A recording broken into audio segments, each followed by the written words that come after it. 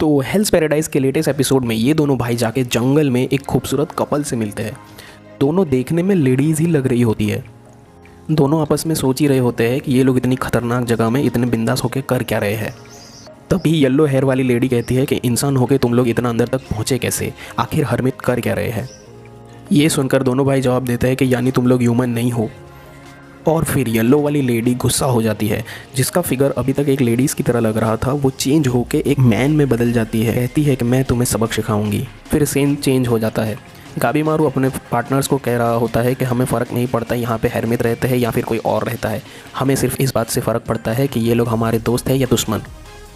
ये बात करते करते गाबीमारू जब भी पीछे मुड़ता है तो उसकी नज़र एक बंदे पे पड़ती है जिसने अपने आप को छुपाया हुआ है। वो बंदा तुरंत वहाँ से भागता है और गाबीमारू भी उसके पीछे भागता है। भागते भागते गाबीमारू जब भी हाथ मारता है तो उसका मुंह खुल जाता है और देखता है कि वो एक छोटी बच्ची है। गाबीमारू सोचता है कहीं ये मेनलैंड की एक ह्यूमन तो नहीं है।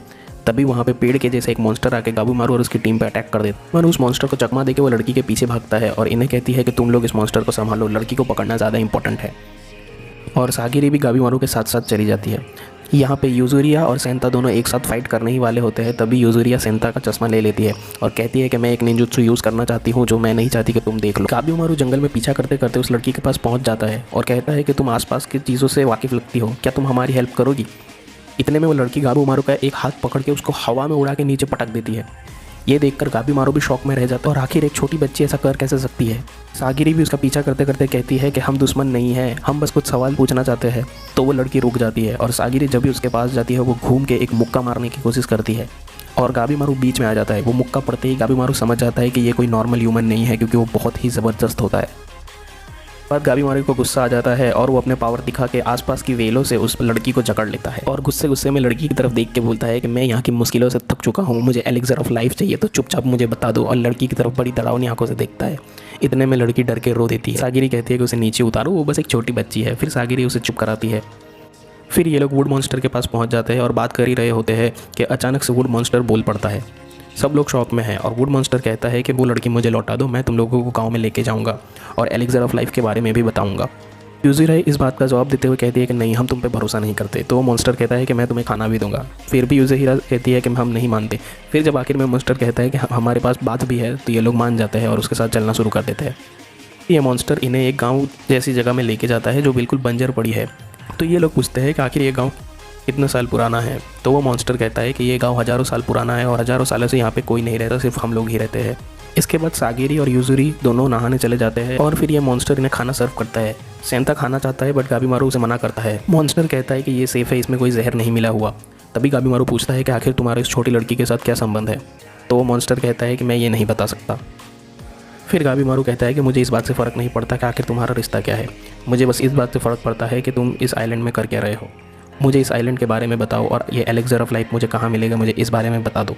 और सब लोग मिलकर खाना खाते हैं। फिर मॉन्स्टर बताता है कि हम इस जगह को कोता को बुलाते हैं, इस जगह में एक्चुअली गॉड्स रहते हैं। फिर सागिरी कहती है गॉड्स तो एक्चुअली में स्पिरिचुअल बीइंग होते हैं, तो वो आखिर यहाँ पे कर क्या रहे हैं। तो वो मॉन्स्टर कहता है मुझे इस बारे में नहीं पता है। फिर गाबीमारू पूछता है कि यहाँ पे क्या सच में एलिक्सर ऑफ लाइफ है। तो मॉन्स्टर कहता है हाँ, यहाँ पे एक्चुअली में एलिक्सर ऑफ लाइफ है और हम एलिक्सर ऑफ लाइफ को एक्चुअली में टैन कहते हैं। फिर गाबीमारू पूछता है कि तो फिर हमें ये टैन कहाँ मिलेगा। फिर वो मॉन्स्टर बताता है कि हम लोगों ने आइलैंड को 3 भागों में बांटा हुआ है। सबसे बाहर वाला रीजन जिसके अंदर किराना पेड़ पौधे मौजूद है उसे हम ईशू कहते हैं। उसके अंदर वाला जो एरिया है जहाँ पे हमारा गांव है हम इसको होजो कहते हैं। और ये टैन एक्चुअली में इस आइलैंड के सेंटर में मौजूद है जिसको होराई कहते हैं। गाबीमारू ये सुन के बहुत खुश हो जाता है और सोचने लगता है कि आखिर वो अपनी वाइफ के पास अब जा सकता है। पर फिर गाबीमारू पूछता है कि कहीं ये बनी बनाई कहानी तो नहीं है, कहीं तुम हमें उल्लू तो नहीं बना रहे। वो मॉन्स्टर कहता है तुम्हारी मुलाकात उनसे ज़रूर होगी और इसके बाद तुम मेरी कहानियों पर ज़रूर विश्वास करोगे। तुम जब तेनसेन से मिलोगे तुम्हें पता चल जाएगा। तेनसेन ऐसे जीव है जिनकी ना उम्र बीतती है ना उनको मौत आती है और जो बहुत ही खूबसूरत और परफेक्ट है।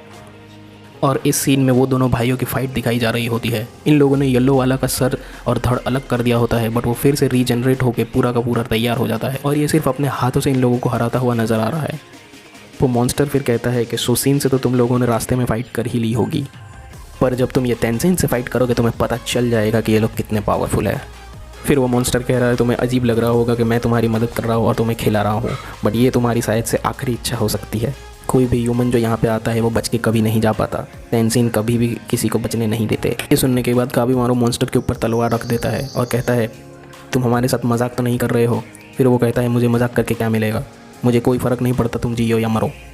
गाबीमारू पूछता है कि आखिर ये तेंजिन है कौन, तो वो मॉन्स्टर बताता है सबसे इंपॉर्टेंट बीइंग है वो इस आइलैंड के।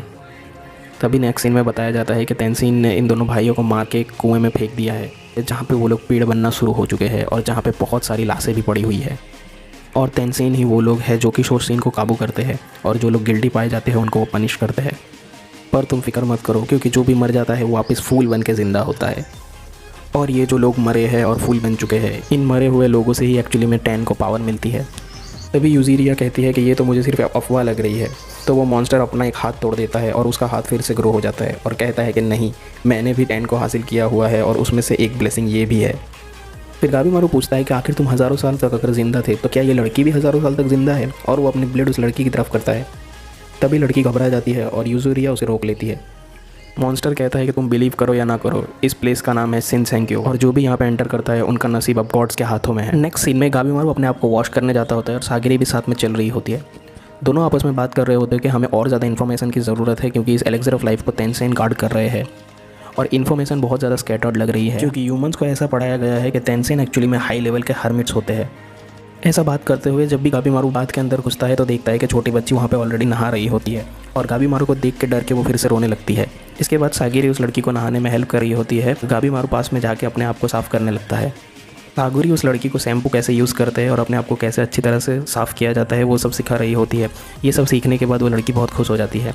ये देखने के बाद गाबीमारू को भी उसकी वाइफ की याद आ जाती है कि वो उसको नहाने में कैसे हेल्प किया करती थी। गाबीमारू अपने अच्छे पलों को याद कर रहा होता है और उसमें ऐसा दिखाते हैं कि उसकी वाइफ के मुंह पे जो स्कार था, गाबीमारू उसकी वाइफ को कहता है कि तुम्हें स्कार को छुपाने की कोई ज़रूरत नहीं है। ये सुनकर उसकी वाइफ दिल ही दिल में बहुत ज़्यादा खुश हो जाती है, पर झूठ झूठ कहती है कि नहीं, ये तो सिर्फ मेरा हेयर स्टाइल है। फिर गाबीमारू सागिरी से कह रहा था अगर तुम्हें अपने स्कार से शर्म आती है तो ऐसा मत सोचना। गाबीमारू कहता है कि मैं एक ऐसी औरत को जानता हूँ जिसका मुंह पे बहुत बड़ा स्कार है, बट वो दुनिया की सबसे खूबसूरत औरत है। ये सुनकर सागिरी भी एक्चुअली में शॉक हो जाती है और सागिरी मन ही मन में सोच रही होती है कि ये दिन ब दिन चेंज होता जा रहा है और ये एक अच्छा इंसान है दिल से। फिर धीरे से गाबीमारू को अपना मिशन फिर से याद आ जाता है और एपिसोड यहाँ पे ख़त्म हो जाता है।